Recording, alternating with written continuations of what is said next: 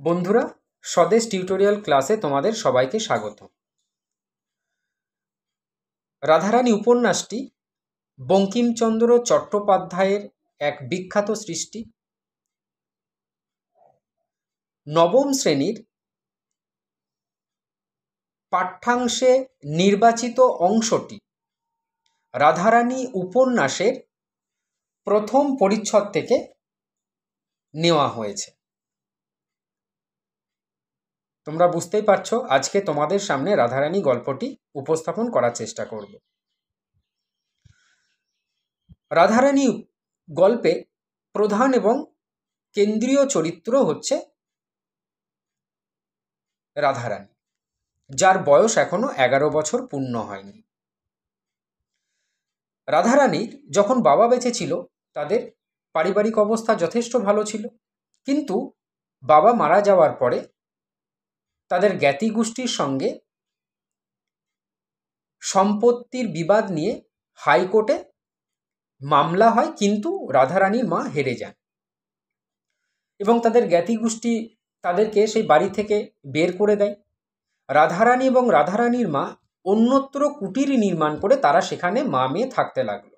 রাধারানীর মা অন্যত্র কাজ করে সেখানে তারা দুটো খাবারের ব্যবস্থা করলো, কিন্তু রথের কিছুদিন আগে রাধারানীর মা অসুস্থ হলো। রথের দিন গুরুতর অসুস্থ। তখন রাধারানী ভাবল যে কিছু বনফুল তুলে সেটাকে মালা গেঁথে রথের মেলায় গিয়ে বিক্রি করে আসবে। না তো কোন রথের মেলা? হুগলি জেলার শ্রীরামপুরে মাহেশের রথ, বিখ্যাত রথ। সেই মেলাতে গিয়ে, রথের মেলাতে গিয়ে সেই মালাটাকে বিক্রি করবে। তো সেখানে গেল, কিন্তু এত বৃষ্টি, রথের মেলা বসলো না, লোকজনও জমলো না। রাধারানী অপেক্ষা করতে লাগলো, বৃষ্টি থামলে আবার হয়তো রথের মেলা বসবে, কিন্তু রথের মেলা আর বসলো না। সন্ধে হলো, রাত হয়ে আসলো, রাধারানীকে এবার বাড়ি ফিরতে হবে। রাধারানী অন্ধকারে যখন বাড়ি ফিরছে, পিচ্ছিল রাস্তা, পড়ে যাচ্ছে আবার উঠছে, কিন্তু তাকে তো বাড়ি যেতেই হবে। তখন তার মায়ের কথা মনে পড়লো যে আমি মায়ের জন্য খাবারের কিভাবে জোগাড় করব, মালা তো বিক্রি হলো না। বলতে বলতে হঠাৎ তার ঘাড়ের কাছে কে যেন একজন পড়ল, পুরুষ কণ্ঠস্বর। কে গা তুমি কাঁদো, কথাটা বলেছিলেন। এতক্ষণ রাধারানী আস্তে আস্তে কাঁদছিল, তার গলা শুনে আরো জোরে চিৎকার করে কেঁদে উঠল, কিন্তু পরেক্ষণে মনে হলো যে না, লোকটা দয়ালু। এবং তাকে যখন জিজ্ঞেস করলো ভদ্রলোকটি যে সে কোথায় যাবে, বলল যে শ্রীরামপুরে। তার নাম কি? রাধারানী। লোকটি বলল যে আমি তোমাকে তোমার বাড়ি পৌঁছে দেব। এরপরে নানা কথাবার্তার মধ্যে দিয়ে রাধারানী তাকে বলে ফেলল যে সে রথের মেলায় গেছিল, একটা মালা নিয়ে, বনফুলের মালা নিয়ে সেই মালা বিক্রি করবে, মায়ের জন্য ওষুধ কিনবে, কিন্তু মালাও বিক্রি হলো না, ওষুধও কেনা হলো না। এরপরে সেই ভদ্রলোক বলছে আমিও মেলাতে গেছিলাম, কিন্তু মেলা বসেনি বলে আমিও মালাও কিনতে পারিনি, কেননা আমার বাড়িতে দেবতা রয়েছে, তাদেরকে পরাবো বলে। তো সেই মালাটা সে তাকে দেবে কিনা জিজ্ঞেস করলো। তখন রাধারানী ভাবছে যে লোকটি আমাকে এত যত্নে বাড়ি পৌঁছে দিচ্ছে, তার কাছ থেকে আমি মালার দাম নেব কি করে? আবার পরক্ষণও ভাবছে যে আমি যদি মালার দাম না নিই, তাহলে মায়ের জন্য ওষুধ কিনবো কি করে? মালার দাম তো আমাকে নিতেই হবে। তখন সেই ভদ্রলোক তাকে 4 পয়সা মালার দাম হিসেবে দিল। রাধারানী হাতে নিয়ে দেখছে মালাটার দাম একটু কেমন যেন বড় বড় ঠেকছে এবং চকচক করছে। বলছে নতুন কলের পয়সা তো, তাই চকচক করছে। তখন বলছে না, তাহলে একটা কাজ করো, তুমি একটু বাইরে দাঁড়িয়ে থেকো, আমি প্রদীপ জ্বালিয়ে দেখব যে ওটা টাকা না পয়সা। তারপরে বললো ঠিক আছে, তুমি তো আগে তোমার এই ভিজে শাড়িটাকে আগে পরিবর্তন করে নিও। বলছে আমার আর শাড়ি নেই, আমার একটাই শাড়ি, তবে আমার ব্যামো হয় না ভিজে শাড়ি পরলে।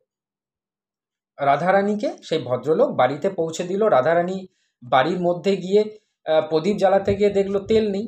সে কিছু খড় পেরে সেখানে চকমকি দিয়ে আগুন ধরিয়ে যখন দেখছে যে সেটা পয়সা নয় টাকা, সে সঙ্গে সঙ্গে বাইরে বেরিয়ে এসে দেখে ভদ্রলোক নেই, চলে গেছে। তখন সমস্তটা তার মাকে বলল। তখন মা বলল যে আমরা গরিব তো, তাই দেখো আমাদেরকে হয়তো দান করে গেছে।